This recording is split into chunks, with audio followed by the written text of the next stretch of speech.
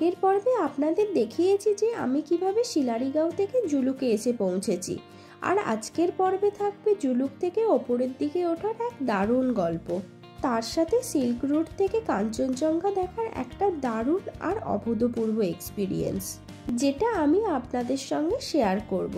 So ভিডিওটা আমার continue দেখতে থাকুন আর আমার সঙ্গে থাকুন। Good morning everyone from Zuluk.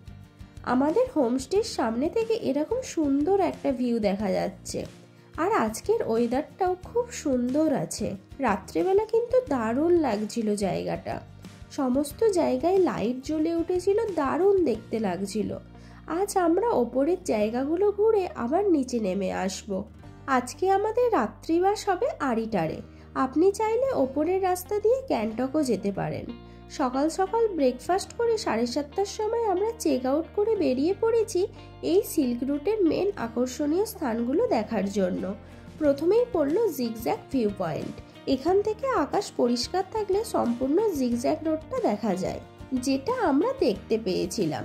দেখতে দারুণ সুন্দর লাগছিল। সিল্ক রুট একটি ঐতিহাসিক বাণিজ্যিক পথ।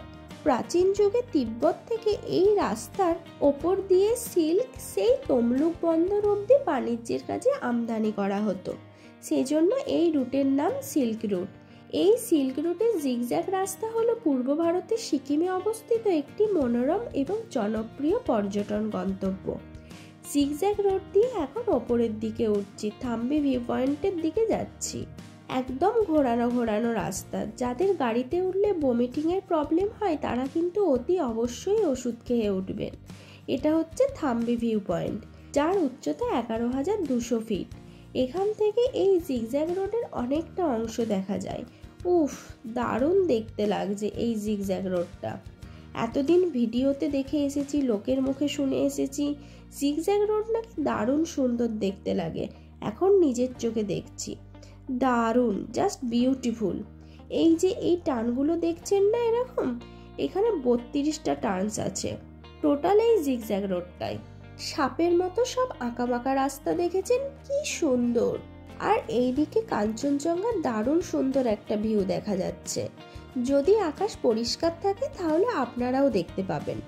আর আমাদের ভাগ্যটা সত্যিই ভালো ছিল, এত কাছ থেকে কাঞ্চনজঙ্ঘাকে উপলব্ধ করতে পারবো ভাবতেই পারিনি। মনে হচ্ছে কাঞ্চনজঙ্ঘা একেবারে আমাদের কোলে এসে পড়েছে। শীতকালে বরফের কারণে রাস্তা ক্লোজ থাকলে এই পর্যন্তই কিন্তু গাড়ি নিয়ে আসা যায়, এরপরে আর ওপরে ওঠা যায় না। তখন এখান থেকেই আবার ব্যাকে যেতে হয়।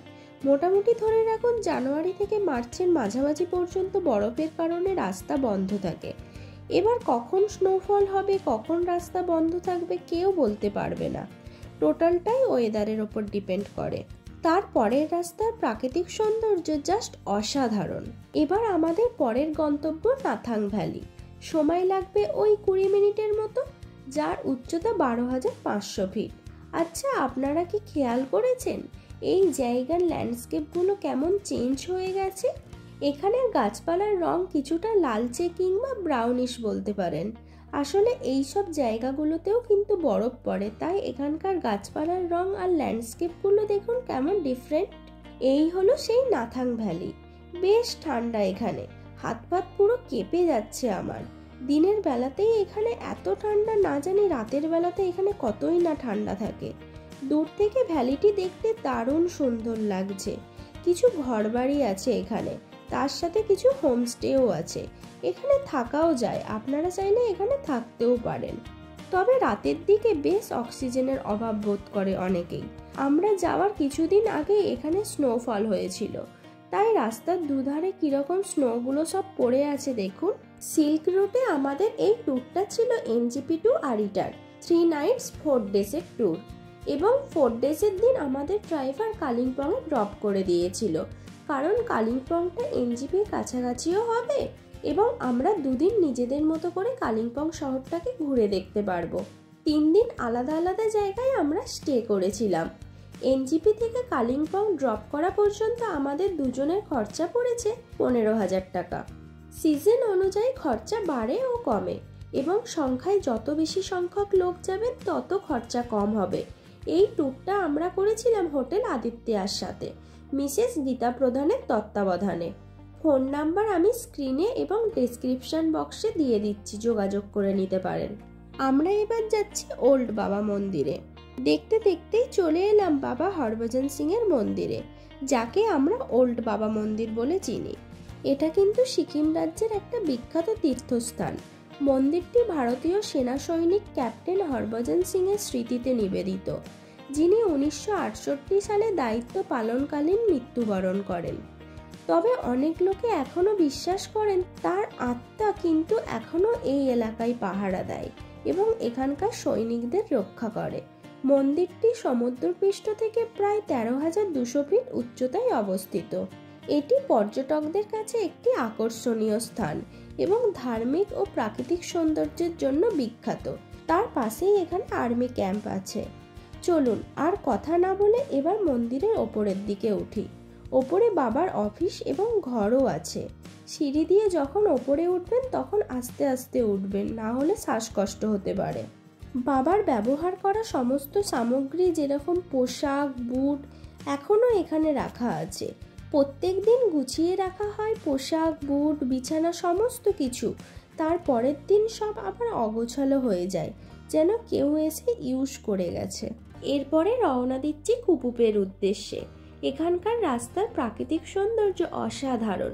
পুরো নীল আকাশ, কিছুটা লাদাখের মতো ল্যান্ডস্কেপ ভিউ, দারুণ লাগছে। লেকটি সমুদ্রপৃষ্ঠ থেকে প্রায় 13,266 ফিট উচ্চতায় অবস্থিত। জায়গাটির নাম কুপুপ, তাই লেকটির নামও কুপুপ লেক। এই লেকটির আরেকটি নাম এলিফ্যান্ট লেক, কারণ এই লেকটিকে উপর থেকে এলিফ্যান্টের মতো দেখতে লাগে। এই লেকটি ঐতিহাসিক পুরনো রেশম পথের নিকটে অবস্থিত, যা একসময় ভারত ও তিব্বতের মধ্যে বাণিজ্যিক যোগাযোগের জন্য ব্যবহৃত হতো। কুপুপ লেক দেখার পরে আমরা আবার একই রাস্তা ধরে জুলুকের ওপর দিয়ে ফিরে আসছি আরিটারে। আজকে আমরা প্রায় 9,000 ফিট নিচে নেমে এসেছি। আরিটারের হোমস্টেতে চেক ইন করে আমরা লাঞ্চটা সেরে নিচ্ছি। সেই সকাল থেকে বেরোনো হয়েছে, মাঝপথে আমাদের সেরকম কিছু খাওয়াই হয়নি, তাই খুব খিদেও পেয়ে গিয়েছিল, সেজন্য আগে খেয়ে নিচ্ছি। প্রতিটা হোমস্টেরই খাওয়া দাওয়া একদম ঘরোয়া, বাড়ির মতোই ফিলিংস এবং বেশ সুন্দর টেস্ট হয়। প্রতিটা হোমস্টেতেই নিজেদের চাষ করা অর্গানিক সবজি আপনারা পেয়ে যাবেন, আর প্রতিটা হোমস্টেতেই প্রায় একই খাবার, আলাদা করে আপনারা আর অন্য কিছু খাবারের অপশান পাবেন না। লাঞ্চ সেরে আমরা গ্রামটি একটু ঘুরে দেখছিলাম। এই সিল্ক রুটের ছোট্ট নিরিবিলি সুন্দর একটি জায়গা এই আরিটার। অনেক চাষবাস হয়েছে, বেশ সুন্দর জায়গাটি। আমরা যে হোমস্টেতে ছিলাম তার পাশেই এরকম সুন্দর একটা লেক আছে। এই লেকটার নাম ল্যাম্পোকারি। এই লেকটির এন্ট্রি ফ্রি পার হেড 10 টাকা করে। এই লেকটির জল পুরো ডিপ সবুজ, অনেক বড় বড় মাছ আছে এই লেকে। এই লেকের চারিদিক দিয়ে রাস্তা বানানো আছে, আপনি চাইলে পুরো লেকটি গোল করে ঘুরতে পারেন। লেকটার চারিদিক পাহাড় এবং গাছপালা দিয়ে ঘেরা।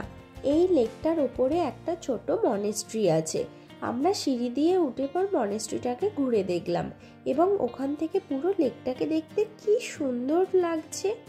আবার লেকটার চারিদিক কিছুটা ঘোরার পর দেখলাম ওখানে বোটিং করার জায়গাও আছে, পার হেড 100 টাকা করে। তারপর আমরা সবাই মিলে লেকটার ভেতরে কিছু ছবি তুলে নিলাম। লেকটার চারিদিক ঘুরে সন্ধ্যের মধ্যে আমরা আবার হোমস্টেতে ফিরে এসেছিলাম।